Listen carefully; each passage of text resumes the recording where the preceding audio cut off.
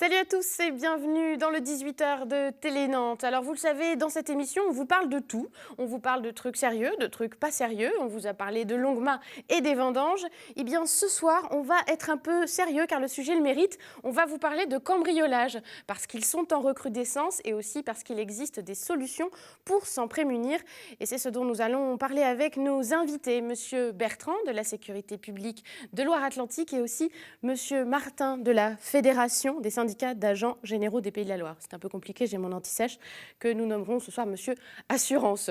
Et aussi, en fin d'émission, nous allons recevoir Delphine, notre chroniqueuse du site kidiclick.fr, qui nous donne des idées de sortie en famille. C'est Madame Sortie en famille. Et ce soir, elle nous suggère d'aller nous promener du côté de Carquefou. Voilà le programme de notre émission. Ça démarre tout de suite après la virgule.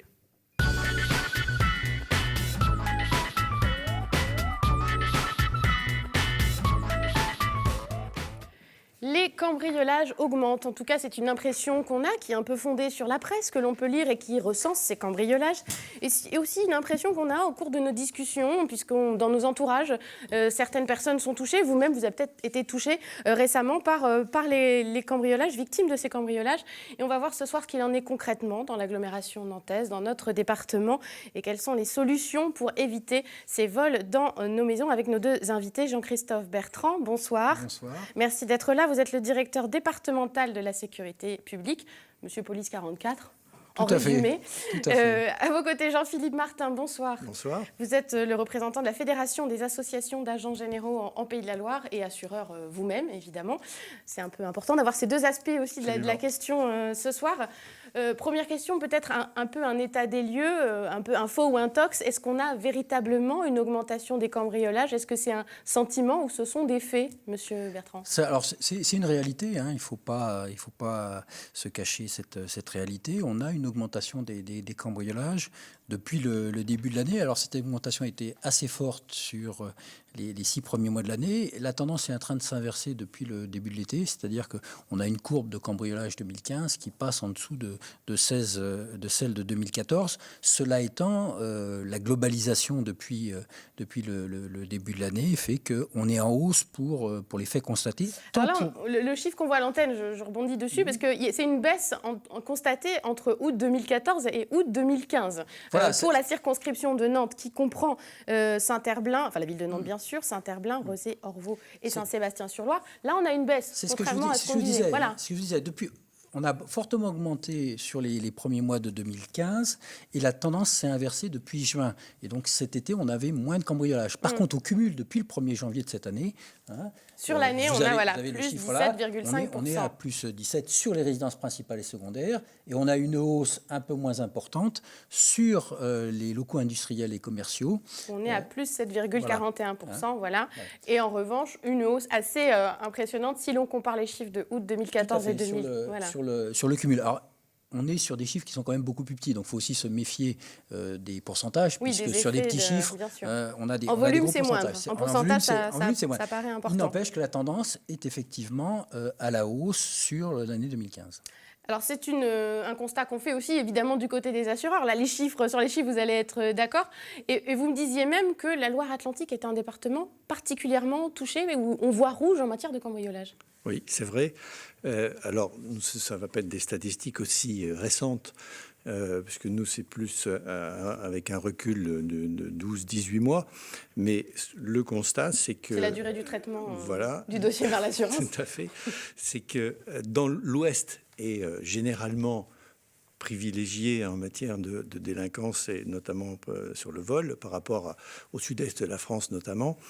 Mais malheureusement, depuis quelque temps, et les statistiques nous le prouvent, par rapport à cette moyenne nationale que l'on constate, le département de Loire-Atlantique subit des vols beaucoup plus qu'on ne peut le constater dans le reste de l'Ouest. Et on est proche de ce que l'on constate en règle générale sur le sud-est.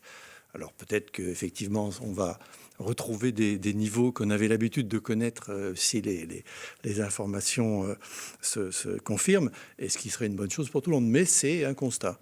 Et, oui, parce qu'en parallèle, il y a aussi une augmentation des cas élucidés aussi, évidemment. Oui. Alors beaucoup plus importante. Oui, beaucoup plus importante. Donc ce qui veut dire que nous sommes plus performants.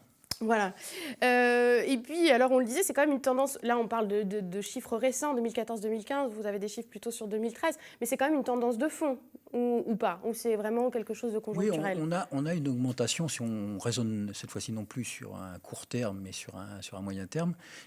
Et a fortiori, si on va sur des périodes encore beaucoup plus longues, on a une tendance de fond à l'augmentation de la délinquance d'appropriation. Avec aussi, alors une nouvelle tendance, c'est un mot à la mode, c'est un mot anglais qui n'est pas joli, c'est homejacking.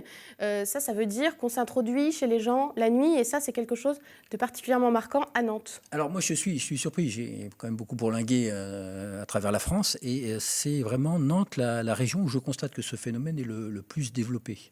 Alors pourquoi? Il y a certainement des raisons. Peut-être que l'Ouest a été, on va dire, proportionnellement à beaucoup d'autres régions, peut-être plus épargné par la délinquance. Donc les gens prennent moins de précautions par rapport à leurs biens. Ils vivent encore comme si les temps n'avaient pas changé.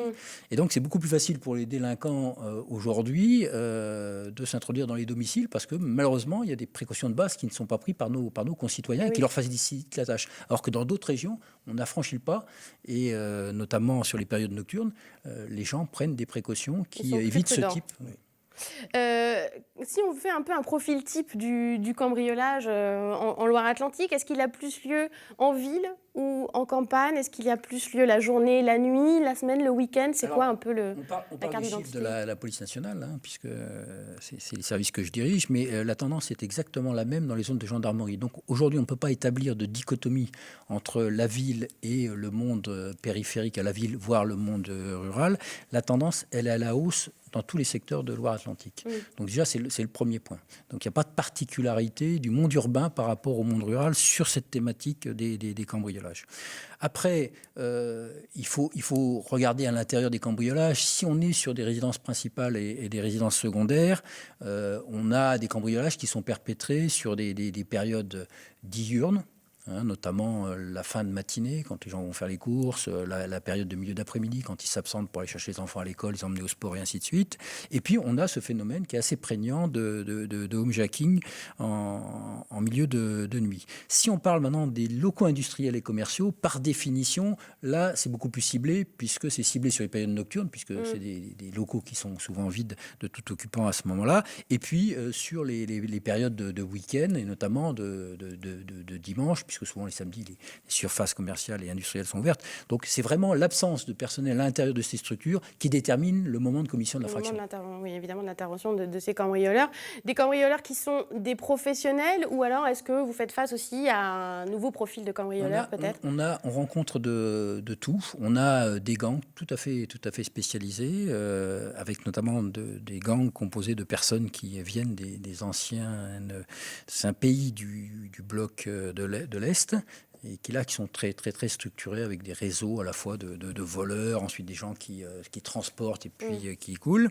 Et puis on a c'est un phénomène qui augmente, beaucoup de jeunes, de jeunes mineurs qui se sont mis à ce type de délinquance.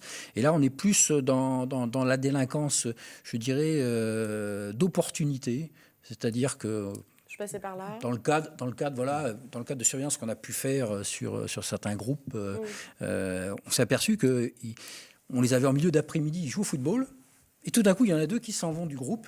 Hop, on les suit. Et ils vont voir si deux pâtés de maison plus loin, on clenche la porte, on rentre dans le jardin, on regarde, on appelle, et puis on commet des méfaits. Donc vraiment, ça change un peu le profil quand même. On n'a pas forcément un raisonnement des gens qui se lèvent le matin en disant je vais aller cambrioler. Pas de préméditation, comme on dit. Pas forcément. Côté assurance, évidemment, tout ça coûte cher aussi aux assureurs. Pour l'année 2013, c'était 720 millions d'euros à l'échelle de la France. Vous le ressentez, vous aussi, au niveau local? On le ressent au niveau local, et on le ressent plus au niveau local sur les particuliers. Parce qu'effectivement, la partie industrie et commerce et particulier, et on constate plus de vols sur les particuliers. Pour une raison principale, c'est que les industriels prévoient et les assureurs demandent des protections aux entreprises qu'ils ne demandent pas obligatoirement aux particuliers, ce qui fait qu'il y a une meilleure protection qui est faite des installations professionnelles et malheureusement moindre, pour les raisons d'ailleurs que vous évoquiez tout à l'heure, moindre protection des particuliers. Donc 720 millions, le coût moyen d'un vol, c'est 1810 €. Pas le coût pour l'assureur. Pour l'assureur. Voilà. Pour l'assureur, 1810 €. Donc ce ne sont pas des sommes phénoménales, mais au-delà du montant, c'est traumatisant. Oui. C'est ça qui est le plus important. Même si on ne va pas voler des valeurs très, très, très grande. C'est sa maison, son intimité qui a été violée. Il y a une violation de l'intimité et celle-là, l'assureur ne pourra jamais la Oui, ça, c'est les limites compenser. de votre métier, évidemment. En tout cas, bon, le tableau est un peu noir, mais pas de panique. Il y a aussi des solutions pour empêcher ces cambriolages, sans les prévenir en tout cas. Il y a notamment l'opération Tranquillité Vacances menée par la police et aussi ici localement. Et notre journaliste Benoît Balti a justement suivi 2 agents au cours d'une patrouille. C'était au Bois Raguenet à Orvaux.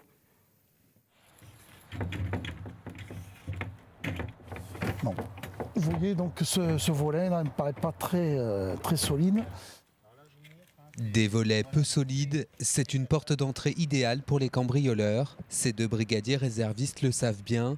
Chaque jour, ils patrouillent dans l'agglomération nantaise pour surveiller les habitats désertés pendant les vacances. Un examen minutieux pour prévenir l'effraction. Alors, lorsqu'on accède, on vérifie toutes les ouvertures, les fenêtres, donc au niveau donc, des volets. On regarde si c'est ouvert, s'il y a des traces d'effraction. On regarde aussi la boîte à lettres. Alors, il est important de voir qu'il n'y a pas de prospectus qui dépasse de la boîte à lettres. Parce que ce sont des indications pour les cambrioleurs qui surveillent les domiciles. Ces patrouilles s'inscrivent dans le dispositif Opération Tranquillité Vacances. Pour en bénéficier, les propriétaires doivent signaler leur absence au commissariat le plus proche. Ainsi, la police effectue régulièrement des rondes dans les quartiers concernés, une présence qui rassure les riverains. Nous signalons régulièrement, chaque fois que nous partons en vacances, notre départ. Mais c'est très utile, je pense. Ça nous permet d'être sécurisés un petit peu quand même. Bon, ça fait peut-être pas tout, mais ça aide. Un jour, mon alarme a déclenché et la police est intervenue rapidement à la maison pour vérifier si vraiment il n'y a pas un voleur. Donc on est très content que la police fasse ces visites. Les inscriptions à l'opération Tranquillité Vacances sont surtout concentrées sur la période estivale. Sur la circonscription de Nantes, ils étaient 2000 à avoir signalé leur absence en juillet et en août. Mais le dispositif est effectif toute l'année et reste avant tout préventif. C'est plus accentué sur la prévention. Ça peut arriver qu'on tombe sur un voleur en action, mais c'est beaucoup plus rare. Ça se passe très vite les cambriolages de nos jours et il faut vraiment tomber dessus, quoi. Sur les 2000 logements inscrits pour la circonscription nantaise, seuls 9 ont été cambriolés. Donc voilà, un dispositif qui est encore peut-être peu connu de la part des usagers, qui n'existe pas que pendant les vacances, qui est gratuit aussi, il faut le dire. Il suffit de se rapprocher de son commissariat. C'est efficace, ça marche, cette opération Tranquillité Vacances, c'est dissuasif. D'abord, c'est un peu dommage que ça ne soit pas mieux connu de nos concitoyens, parce que c'est un dispositif qui est déjà ancien. Ce n'est pas quelque chose de récent. C'est pour ça qu'avant l'été, on a fait une campagne de promotion du dispositif à travers des réunions qu'on a fait avec les municipalités de Nantes, de Saint-Sébastien-sur-Loire, d'Orvaux notamment. On a fait une campagne aussi d'affichage dans les trams et dans les bus. On est allé sur les marchés à la rencontre de nos concitoyens pour leur prodiguer des conseils. On leur a remis... le fameux tract qu'on reçoit sur les marchés, voilà. Des petits politique cette fois. Leur rappelant quelques conseils de sécurité, les bons réflexes à avoir. Donc on a fait beaucoup de promotion du dispositif. Et on le refait encore ce soir, justement, pour dire que ça marche après l'été. Alors c'est un dispositif, effectivement, il faudrait peut-être qu'on change changer son intitulé, parce que Opération Tranquillité Vacances, on aurait tendance à penser que ça n'est opérationnel que pendant les périodes de vacances. Alors que c'est opérationnel toute l'année. Une personne qui s'en va, on va dire maintenant, peut nous signaler son départ, et donc on passera à son domicile. je tiens quand même à préciser que ce n'est pas un service de gardiennage privé H24. Évidemment. Hein, c'est-à-dire que les gens qui sont dans le logiciel Tranquillité Vacances, on a le listing qui est pris par notamment des réservistes qui font ces patrouilles-là, et puis ils passent voir les domiciles des gens qui nous sont inscrits sur la période évidemment Oui, pour faire les d'absence. vérifications qu'on a On vues, fait le les volet, les vérifications qu'on a portes, vues, mais- la boîte aux lettres. Mais on ne monte pas la garde au pied de leur Évidemment. maison. C'est pour ça que on a malheureusement à déplorer quelques cambriolages Oui, parce qu'à la fin du marginaux. reportage, on entendait, Voilà. sur les 2000 domiciles surveillés, il y a quand même eu Voilà, 9 il y a eu cambriolages. il y a eu 9 cambriolages. C'est Maintenant, 9 de trop déjà. C'est 9 de trop, bien sûr, mais on ne saura pas tous ceux qui ont été évités par le dispositif. Oui, ça on le saura jamais. On voit, oui, du côté de la police, il y a des moyens qui sont mis en œuvre, vous l'avez dit, voilà, une présence sur le terrain. Du côté des assureurs aussi, vous faites des choses pour se prémunir de ces cambriolages-là, et surtout des déconvenus qui s'en suivent, notamment avec une opération objet volé. Donc c'est-à-dire, on est chez soi et on doit répertorier un peu ce qu'on a aussi. Alors, oui, c'est ça. C'est une opération qui a été mise en place d'abord dans la région, puisque là, en ce moment, elle est en train de se développer dans d'autres régions de France, mais le départ, c'était la région des Pays de la Loire, entre la gendarmerie, donc ce n'était pas la police, là, c'était la gendarmerie, et les agents généraux des Pays de la Loire. L'objectif étant, effectivement, et ça sous l'égide du préfet de région, bien sûr, ça avait été mis en place. L'objectif était multiple. Premièrement, aider à ce que les objets qui étaient retrouvés par les gendarmes lorsqu'ils découvraient des biens chez des malfaisants puissent être facilement répertoriés et rendus à leurs propriétaires. Oui. Ça, c'était la première chose. Et la deuxième chose, c'est que ça permettait effectivement aux propriétaires d'avoir une démarche de recensement Ouais. de leurs Parce biens. qu'on sait que c'est souvent le plus facile. problème, une fois qu'on s'est fait cambrioler, c'est les preuves qu'on doit apporter des objets qu'on avait chez Exactement. soi. C'est les factures, c'est les photos. Donc en fait, ce que vous dites, vous, c'est faites-le déjà avant, quoi. Exactement, c'est ça. Avant que le mal n'arrive. Voilà, c'est-à-dire qu'il y a la prévention. C'est à la fois la prévention des biens et la prévention au sens de j'aurai tout ce qu'il me faut le jour où j'en aurai besoin pour me faire rembourser. Parce Oui. que effectivement, C'est ça, lorsqu'on n'a plus le rien, problème. c'est Ouais. difficile de dire j'avais quelque chose et je n'ai aucune preuve. Donc la première des choses à faire, c'est déjà d'aller à la police ou à la gendarmerie Bien sûr. pour déposer plainte et si possible d'apporter toutes les informations, tous les outils, tous les moyens dont on aura besoin pour valoriser et remplacer ou rembourser les objets volés. Alors, on l'a vu, c'est important aussi voilà, pour dissuader les éventuels cambrioleurs, la présence sur le terrain. Il y a eu une opération justement aussi hier de la gendarmerie montée, de la gendarmerie à cheval, c'était à Sautron, puisque ça rejoint aussi ce qu'on disait, ça ne se passe pas que dans les villes, c'est aussi en zone périurbaine et en zone rurale. Quand on a préparé cette émission aussi, en parlant de cambriolage, on m'a beaucoup parlé de voisins vigilants. C'est des choses aussi qui existent, par exemple dans le Pays de Ré. C'est des communes où voilà, les voisins se font de la vigilance. C'est quelque chose aussi que vous développez, c'est un truc qui peut prévenir les cambriolages ou Alors, ça n'a rien à voir? On est, par rapport à ce dispositif, dans quelque chose qui est normé. Notamment, ce dispositif ne peut être mis en place qu'autant que la municipalité qui est concernée s'engage dans ce dispositif. On n'a pas, pour l'instant, sur la zone de police, de municipalités qui ont souhaité rentrer dans ce dispositif, qui, il est vrai, il faut le reconnaître, est beaucoup plus adapté au monde rural, parce que on a des solidarités, des connaissances qui fonctionnent mieux, alors que dans la ville, il règne beaucoup plus d'anonymat, et donc on sait que ce dispositif est moins productif. Ce que je déplore, moi, d'une façon générale, c'est qu'on soit obligé de lancer des dispositifs comme ça. Ça montre que la solidarité entre les personnes est une notion qui s'émiette, qui s'étiole au fil du temps. Qui n'est pas naturelle, en tout cas. Voilà, qui n'est pas naturelle. Je veux dire, il est normal, quand vous avez votre voisin, si vous savez qu'il est parti en vacances et que vous voyez des gens qui s'introduisent chez lui, de faire l'appel au 17. On n'a pas besoin, si vous voulez, de mettre en place des dispositifs, me semble-t-il, d'avoir des panneaux jaunes partout. Pour avoir ce comportement-là. Malheureusement, ça dit il y a quelque une chose obligation, aussi de aujourd'hui l'époque. de le faire parce que ça ne va plus de soi comme c'était à une certaine époque. Il nous reste très peu de temps déjà. Et, du côté juste de l'assurance, avec cette recrudescence de cambriolage, on se dit, est-ce que la police d'assurance, ça va augmenter aussi, ça va nous coûter plus cher de nous assurer? Ou est-ce que vous dites aussi des conseils aux assurés pour dire, plus d'alarmes, plus fermez bien vos volets, plus de serrures? C'est aussi ça le message? Alors le message, c'est d'abord celui-là. C'est la prévention. La première des protections, c'est la prévention. Donc, quand on part de chez soi, on ferme la porte à clé. Sinon, on n'est pas remboursé. Voilà, déjà, parce qu'il n'y a pas d'effraction, c'est le C'est point la de base. départ. Et si possible, avec des serrures de bonne qualité, c'est-à-dire qu'il faut avoir il y a tout un système, il y a plein de fabricants qui ont des serrures de très bonne qualité, multipoints. C'est quand même déjà un bon moyen de préserver la porte. Les fenêtres, et les volets, bien sûr, quand on part... pas une heure, on ne va pas fermer tous les volets, mais quand on part plusieurs jours, on ferme les volets.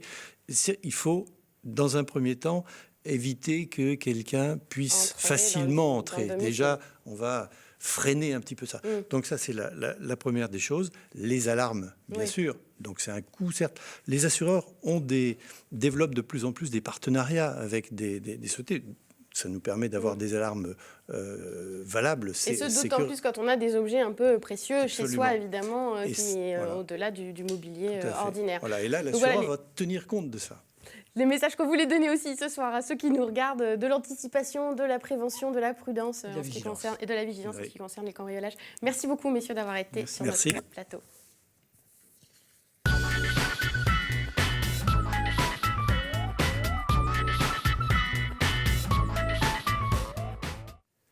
Et tout de suite, quelque chose de bien plus léger avec Delphine de Kiddy Click. On va vous emmener en balade en famille, bien sûr. Bonsoir. Bonsoir Annelise. Ça va, Delphine? Eh bien, oui, ça va bien. Bienvenue pour cette nouvelle saison, dans un nouveau décor. Hein. Exactement, oui. Mais tout nouveau, tout beau. Ouais, tout nouveau, tout beau. Mais vous, par contre, vous êtes toute nouvelle, toute belle aussi. Et vous nous parlez toujours de sorties en famille. Toujours de sorties, oui. Et c'est la rentrée. Les enfants, ils sont un peu tristes et ils réclament des balades. Donc, je vous propose de vous emmener en balade à Carquefou. On est allé la semaine dernière avec des petits Kiddy reporters visiter le parcours Art et Nature sur le site des Renaudières.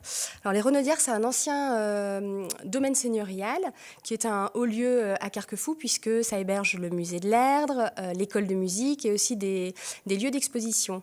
Et jusqu'au 27 septembre, vous pouvez aussi aller le visiter pour découvrir donc, le parcours Art et Nature qui se compose d'un parcours en fait, où on peut découvrir des espèces de plantes aromatiques ou médicinales. Ça plaît beaucoup aux enfants. Ils ont mis leur nez un petit peu dans les plantes. On l'a vu dans les images, ils peuvent toucher. Oui, tout à fait. Ils ont fait des cueillettes. Exactement. Et il y a aussi 8 œuvres monumentales que vous voyez défiler là qui sont très chouettes.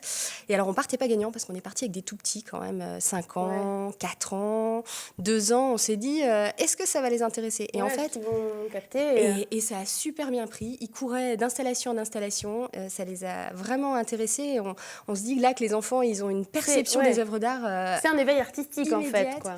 Oui, tout à ça fait. leur cause, quoi. Et à la fois, c'est une balade parce que c'est un endroit, c'est un parc en fait, assez sauvage, qui est vraiment livré à la nature. Alors les enfants ont aussi fait des petites cueillettes, ils ont ramassé des pommes, des noisettes, ils se sont vraiment éclatés. Tout ça étant gratuit? Tout est gratuit, donc c'est très sympa. Il y a des visites commentées le mercredi de 14h à 14h45. Pendant les journées du patrimoine, il y aura aussi des visites commentées de 15h30. Le 19 et 20 septembre. Oui, c'est ça. Donc de 15h à 17h, je crois. Donc visite commentée. Je vous recommande parce que c'est chouette d'avoir l'explication de chacune des œuvres. C'est vraiment chouette. On a passé un bon moment. Vous pouvez le coupler avec une visite du musée de l'Erdre. C'est sympa aussi. Et il y a une petite balade qui part jusqu'à Port-Jean. Ça vous permet d'aller sur les bords de l'Erdre. Voilà, il fait beau, c'est chouette d'en profiter. Les enfants, ça leur vu que fait ça vraiment dure, pour l'instant la météo est avec nous, donc ça peut être une bonne idée de balade que d'aller sur ce site des Renaudières à Carquefou, c'est jusqu'au 27 septembre, vous l'avez dit. Tout à fait. Et alors c'est la rentrée aussi, c'est le moment de s'inscrire. C'est le moment de s'inscrire. Dans les activités diverses et variées, ce soir vous nous proposez un cours d'anglais. Oui, je vous propose de découvrir Maria Pop School. Alors c'est une petite école d'anglais qui est bien sympa. Marie Arens qui s'occupe donc de former les petits à l'anglais. C'est à Nantes? Oui, c'est à Nantes, quartier Procès. Ouais. Et c'est très chouette parce qu'elle base sa méthode sur le mouvement, sur la chanson pour les plus jeunes. Oui, c'est ce qu'on voit sur les images, parce qu'on dit un cours d'anglais. Moi, quand j'ai vu les images, j'ai dit, mais ça n'a pas de rapport. Il n'y a pas de cahier, il n'y a pas de livre et tout ça. Non, c'est autre chose. Ça se passe pour les autrement. plus jeunes, effectivement, la méthode s'appelle Kinder Music et en fait se repose sur les sensations, le mouvement. À cet âge-là, c'est difficile de les tenir et de leur faire des grands discours en anglais. Et du coup, ils apprennent beaucoup par le chant et c'est très chouette, le chant et le mouvement. Donc, il lui reste des places. Les cours débutent débute mercredi prochain. Il reste des places pour les grandes sections. Il reste aussi des places pour des enfants du CP au CM2. Les cours ont lieu le mercredi et le samedi. Alors, je vous recommande vivement de l'appeler, Marie, parce que vos enfants ont passé une année formidable avec elle. Et puis, c'est chouette de débuter l'apprentissage d'une langue jeune. Et ben, c'est un atout pour l'avenir. On a déjà un peu les sonorités. Donc, on voit les infos, là, justement, le numéro de téléphone et le site internet si on veut prendre des infos. Tout à fait. Ça coûte cher ? Comme toute activité, je pense que c'est de l'ordre de 130 € le trimestre, quand même, le cours d'anglais. Il y a aussi des stages pendant les vacances, si vous préférez concentrer vos efforts sur les périodes de vacances. Il est temps de s'inscrire déjà pour la Toussaint, parce que ça part vite. Ouais, ça part vite. Voilà. En tout cas, c'est une bonne idée. C'est une très bonne idée, ouais. C'est très sympa. Et voilà, j'espère que vous aurez des petits enfants... Bilingue, fluent, en English, grâce à vous. Ouais. Voilà, c'était l'idée d'aller voir la Maria Pop School. C'est original en plus comme nom. Et puis on retrouve évidemment toutes les infos de sortie dans le département sur kidiclick.fr. Tout y est très bien recensé si on veut faire encore plus que le site des Renaudières et les cours d'anglais. Il y a tout plein d'infos à aller choper sur le site de kidiclick.fr. Merci beaucoup Delphine pour tous ces conseils. Merci à vous de nous avoir suivis. On vous rappelle que vous pouvez nous suivre sur internet, c'est www.telenantes.com pour revoir toutes nos émissions et également sur les réseaux sociaux Facebook et Twitter. Il y a toujours plein de trucs à gagner et d'infos à glaner. Excellente soirée à vous, on se retrouve demain. Salut!